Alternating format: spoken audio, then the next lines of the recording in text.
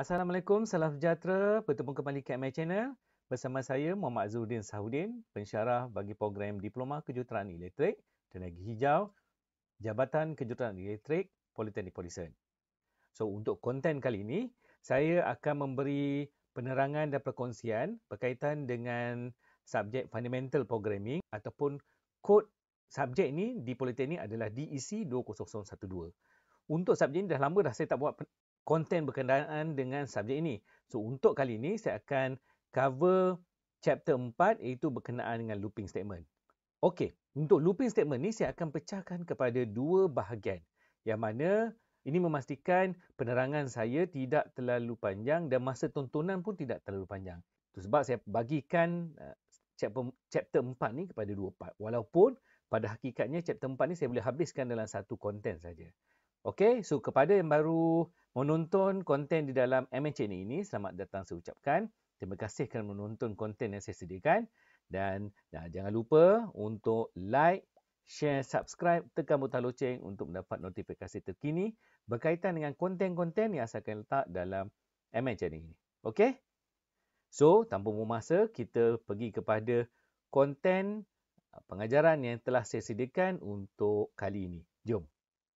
Okey, seperti biasa, sebelum saya meneruskan penerangan berkenaan dengan sesuatu chapter yang baru, saya akan menerangkan learning outcome yang akan dicapai daripada chapter ini. Setelah selesai chapter 4 ni, pelajar-pelajar akan dapat yang pertama, mengetahui apa itu looping statement. Yang kedua, memahami penggunaan looping statement. Dan yang ketiga, mampu mengaplikasi atau menggunakan looping statement ni dalam penulisan pengaturcaraan. Ini 3 learning outcome yang akan dicapai melalui chapter 4 ini. Okay, seterusnya kita tengok pada slide berikutnya. Looping statement ataupun gelung, kaedah gelung ini, ia digunakan untuk melaksanakan satu penyataan ataupun sekumpulan penyataan yang berulang, bergelung, sehingga sesuatu tugas tersebut berjaya dilaksanakan. Ini secara tidak langsung melalui looping statement ini, pelaksanaan kerja yang kita tetapkan, yang kita rangka dalam program kita ini akan sentiasa berulang. Dia akan berulang tanpa henti sehingga kita meletakkan syarat-syarat tertentu baru dia berhenti dan terus kepada end program. So, kita tengok kepada berikutnya. Kita dapat 3 jenis looping statement di dalam pengaturcaraan, iaitu yang pertama while, yang kedua do while dan yang ketiga for.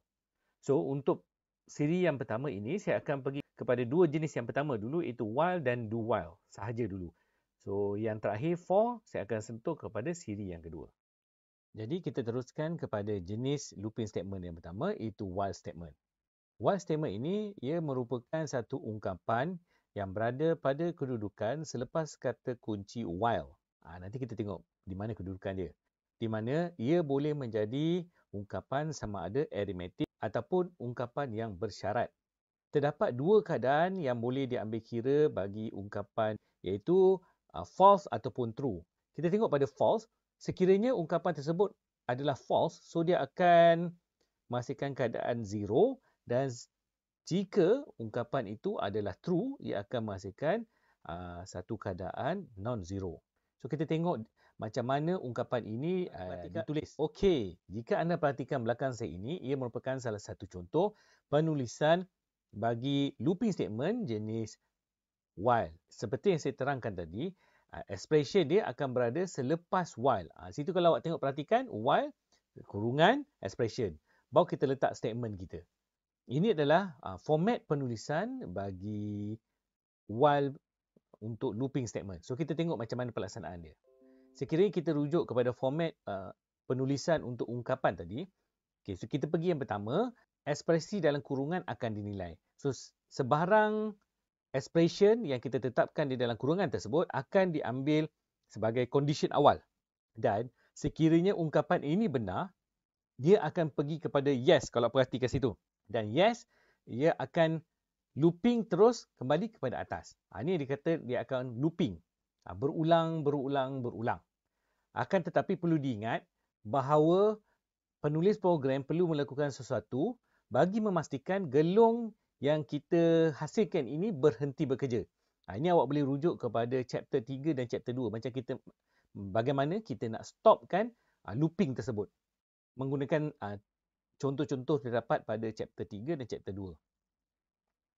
Dan jika program ini menghasilkan expression no, jadi looping tidak akan berlaku dan arahan kerja terus kepada end di bawah situ. Maknanya dia akan pintas tanpa melalui gelung yes ke bawah, dia akan terus skip ke peringkat stage yang terakhir bagi pengaturcaraan kita. Ini bagaimana looping statement untuk while ini bekerja dan beroperasi sekiranya ia dilaksanakan di dalam programming kita. Ini salah satu contoh penulisan pengaturcaraan bagi looping statement jenis while, yang mana apa yang tertera dalam situ awak pun dah sedia maklum lah, dah sampai cek tempat dan memang familiar lah tentang ini. Sekiranya ada masalah boleh rujuk kepada nota-nota saya yang sebelum ini.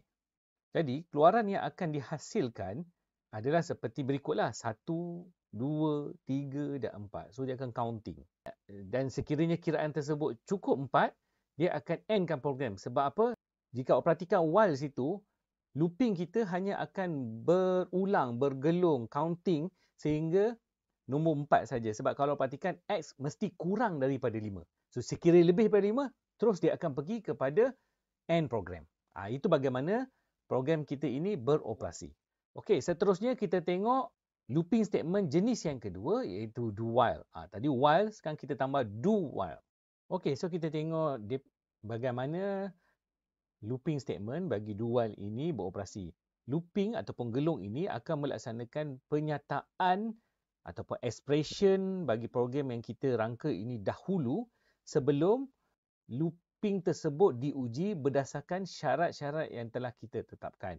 Perbezaan while dengan do while adalah while akan melaksanakan expression, baru tengok looping statement punya condition. Akan tetapi untuk do while, kita akan tengok condition pada looping statement kita, baru kita tengok pada expression kita. Itu terdapat perbezaan. So kita tengok dulu statement kita, apa yang kita perlu perhatikan, baru kita tengok kepada expression kita punya condition, apa yang kita nak laksanakan. Itu perbezaan di antara while dan do while. Di mana awak perhatikan sini untuk do while ini statement berada di atas dan expression while sini berada di bawah.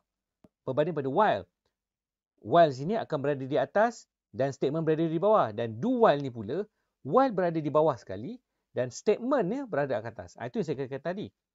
Untuk do while kita akan perhatikan condition pada statement dan baru kita perhatikan condition pada expression kita. Itu perbezaan dia. Sini pun awak akan nampak bagaimana dia akan beroperasi. Di mana pada peringkat pertama, dia akan execute statement dulu. Kita akan tengok pada statement dan kita akan tengok expression. Sesuai ataupun tidak. Sekiranya condition pada expression kita adalah yes, so dia akan ataupun true, so dia akan loop kembali kepada statement di atas. Yes tu di belakang saya ni, saya lindung yes itu. Ni yes, kalau perhatikan. So dia akan loop ke atas, kembali kepada condition statement. Akan tetapi sekiranya expression no, so dia akan terus pada end program. So ada terdapat pro and con untuk dua kaedah ini. Ini merupakan contoh penulisan pengaturcaraan bagi looping statement jenis do while ini. Kalau perhatikan situ, output kita sedikit berbeza. Di sini X kurang ataupun sama dengan 5. Di mana output yang akan dihasilkan, maksimum dia adalah 5 saja. Sekiranya dia count pada 6, dia akan end program yang kita laksanakan tersebut. So, seperti hujung sana lah output dia. Okey, ini merupakan salah satu contoh lain bagaimana do while ini akan dilaksanakan pengaturcaraan dia. Catat alih dia. Di sana ada catat alih dia. So, kalau perhatikan itu, calculate the commission for 5 employee based on the sales made. Total commission is 5% of the sales. So, kalau perhatikan pada catat alih berikut, saya terangkan sedikit catat alih berikut. Yang pertama, dia akan mulakan program. So, dia akan tengok condition pada statement dia adalah K sama dengan 1. So, dia akan ambil nilai K sama dengan 1. So, dia akan ambil input sales dan dia akan pergi pada commission sama dengan 0.05 didarabkan dengan sales, input sale, dan K sama dengan K tambah 1. Ini dah ada dalam nota bab 3. Dan seterusnya daripada K sama dengan K tambah 1 akan terdapat paparan. Dia akan print commission dan baru kita ambil while punya condition X mesti besar daripada 5. Dia tak boleh besar atau sama dengan 5. Dia mesti besar daripada 5. Maknanya dia akan ambil 6, 7 dan seterusnya. Sekiranya no, dia akan habis terus end program. Sekiranya yes, dia akan gelung balik looping kita punya programming. Okey? So, saya nak pada catat alih tersebut, awak perlu sertakan jawapan keluaran pada comment box di bawah. So, untuk task kali ini, bagi chapter kali ini, anda perlu tuliskan keluaran yang akan dihasilkan daripada catat alih di sebelah sana pada comment box di bawah. Itu adalah output. Selain daripada itu, anda kena tulis dia punya programming. Tak susah. Tuliskan programming dia, macam mana pengatur cara seperti yang contoh-contoh saya telah berikan pada sebelum ini. So, perlu tulis pada komen box di bawah. Jangan lupa untuk tulis nama, nombor daftaran anda. Supaya bukti yang mana anda dah hantar. Adalah markah-markah dia saya nak adjustkan nanti. Okey, habis dah siri pertama untuk chapter 4 bagi subjek DEC 2012 Fundamental Programming. So, kepada pelajar-pelajar saya, yang pertama, jangan lupa untuk scan QR code ni sebagai bukti anda telah menghadiri kelas atas talian saya yang saya letak pada YouTube channel ini. Okey, jangan lupa pelajar-pelajar saya scan Dan kepada pelajar-pelajar lain yang bukan daripada kalangan pelajar saya ataupun para penonton nak scan QR code ni pun tak ada masalah untuk anda scan, tapi tak ada bukti sebagai kehadiran anda lah.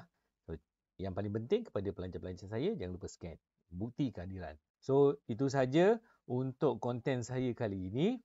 Saya harap ada memberikan sedikit input kepada pelajar-pelajar saya untuk menjawab task terakhir yang telah saya berikan tadi. Okay, jangan lupa buat pada komen box di bawah. Okey. So, sebelum saya undurkan diri, seperti biasa, jangan lupa di sini untuk like, subscribe, tekan butang loceng untuk anda mendapat notifikasi terkini berkaitan dengan konten-konten yang saya akan upload di dalam MN channel ini. So, saya harap anda semua dapat subscribe channel ini sebab saya dalam usaha bagi mendapatkan 1,000 subscriber dan 4,000 tontonan. So, saya harap anda semua dapat bantu saya. So, itu saja daripada saya. Semoga kita dapat berjumpa pada siri kedua, chapter keempat ini yang saya akan upload dalam masa terdekat juga. Okey, itu saja. Assalamualaikum. Jumpa lagi.